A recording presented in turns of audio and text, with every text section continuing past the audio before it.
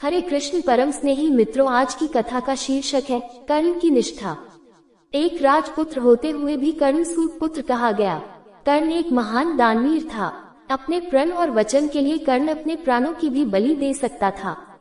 पांडवों की शिक्षा खत्म होने के बाद आयोजित रंगभूमि में आकर कर्ण अर्जुन को ललकारता है कि अगर वह संसार का सर्वश्रेष्ठ धनुर्धर है तो उससे मुकाबला करके सिद्ध करे। कर्ण एक सूत के घर पला बड़ा होता है, इसलिए उसे सूत पुत्र समझकर अर्जुन से मुकाबला नहीं करने दिया जाता है। पांडवों के प्रखर विरोधी दुर्योधन को यहाँ एक अवसर दिखता है और वह फौरन कर्ण को अन्य देश का राजा घोषित कर देता है और कर्ण को अपना मित्र बना लेता है। दुर्योधन के इस कृत्य से कर्ण के दुखते घावों पर मरहम लग जाता है, लेकिन समय सीमा खत्म होने के कारण रणभूमि में कर्ण अर्जुन का मुकाबला टल जाता है। पांडवों और कौरवों के अंतिम निर्णायक युद्ध के पहले भगवान कृष्ण कर्ण को ये भेद बताते हैं कि तुम एक पांडव हो और कुंती के ज्येष्ठ पुत्र हो। इस रहस्य को जानकर भी कर्ण अपने मित्र दुर्योधन से घात करके अपने भाइयों की ओर नहीं जाता है। परम स्नेही मित्रों, यदि अभी तक आपने अपने इस चैनल को सब्सक्राइब नहीं किया है तो अवश्य सब्सक्राइब करें, घंटी का बटन दबाएं, वीडियो को लाइक करें और अधिक से अधिक सनातन प्रेमियों को शेयर करके अपना अमूल्य सहयोग एवं समय प्रदान करें। तो आइए कथा में आगे बढ़ते हैं। दिव्य कवच कुंडल के साथ कर्ण अजेय था और महाभारत के युद्ध में पांडव कभी उसे परास्त नहीं कर पाते।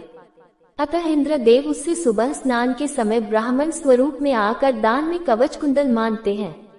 पिता सूर्य देव द्वारा दिखाए गए स्वप्न से कर्ण को ये बात पहले ही ज्ञात हो जाती है कि इंद्रदेव उससे रूप बदलकर कवच कुंडल मांगने आएंगे।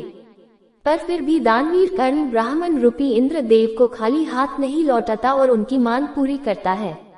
इंद्रदेव कवच कुंडल के बदले में कर्ण को एक शक्ति अस्त्र प्रदान करते हैं, जिसका इस्तेमाल सिर्फ एक बार किया जा सकता था और उसका कोई काट नहीं था। युद्ध के दौरान भीम का पुत्र घटोत्कच कौरव सेना को तिनकों की तरह उड़ाए जा रहा था। उसने दुर्योधन को भी लहूलुहान कर दिया। तब दुर्योधन सहायता मांगने कर्ण के पास आया।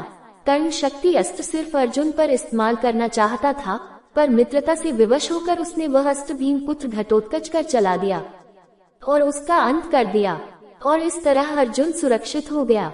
अपने साथ दो श्रापों का बोझ लेकर चल रहे कर्ण को ये बात पता थी कि जहाँ धर्म है वहीं कृष्ण होते हैं और जहाँ कृष्ण है वहीं विजय भी होती है।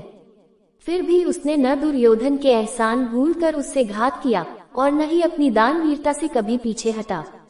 तथा सार हो सके तो किसी के ऋणी मत बनो, और एक बार अगर किसी के ऋणी बन ही जाओ तो ऋण चुकाने में आनाकानी मत करो। अगर कोई कुछ मांगने आए तो उसे निराश नहीं करना चाहिए, जितना संभवतः हो उसकी मदद करनी चाहिए।